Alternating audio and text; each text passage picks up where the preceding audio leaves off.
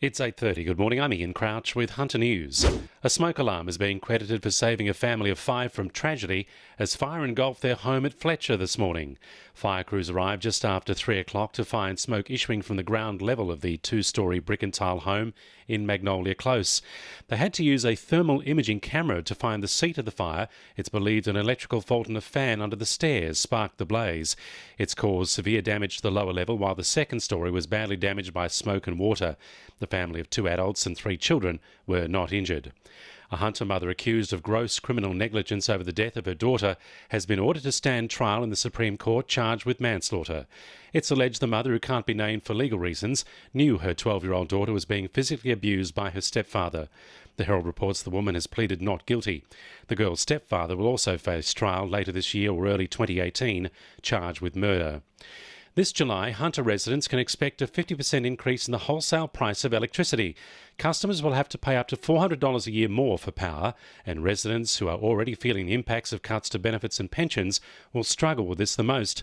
Wallsend MP Sonia Hornery says residents who are already struggling with day-to-day expenses don't need such a drastic increase at this time of year. This winter, there will be people in the Wallsend electorate who will be looking towards not turning their heaters on in extreme cold because they can't afford it. The state government needs to seriously look at this and not blame anybody else but themselves for the fact that electricity prices have risen exponentially and have become a utility that is becoming unaffordable.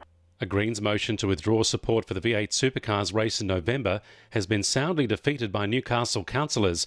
Greens councillor Therese Doyle last night argued the race would cause harm to East End residents through emissions and noise pollution. However, Labor, Liberal and Independent councillors joined forces to vote against the motion. Waves up to 5 metres are expected to lash the Hunters coastline over the next couple of days. It's prompted a warning from Surf Life Saving New South Wales to all beachgoers and rock fishermen. It comes as we prepare for the coldest day of the year so far, with top temperatures to reach only 18 degrees in some areas. Plans to improve Bernie Goodwin Memorial Park at Morisset have been put forward by Lake Macquarie Council as part of a large 10-year plan detailing future projects coming to the region. New accessible play equipment, footpaths, barbecues and picnic tables will be constructed in a move council hopes will encourage people to get outdoors and lead a healthy lifestyle.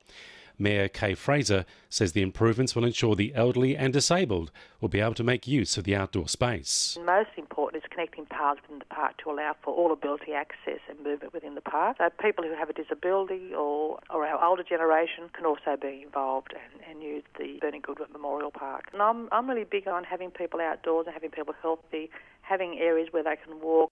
Sport for our sponsor PRD Nationwide East Maitland. It looks as though Knights centre Dane Gagai will remain in Newcastle despite plenty of interest from rival clubs. Meanwhile, winger Nathan Ross will press his claim for selection in the City Country clash at Mudgee on May 7 this weekend.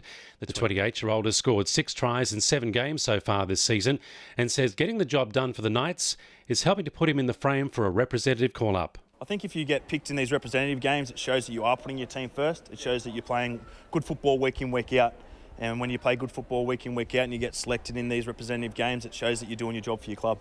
Maitland and Edgeworth have come out on top in NPL catch-up games overnight, with each side notching up 1-0 wins over Western and Jets Youth respectively.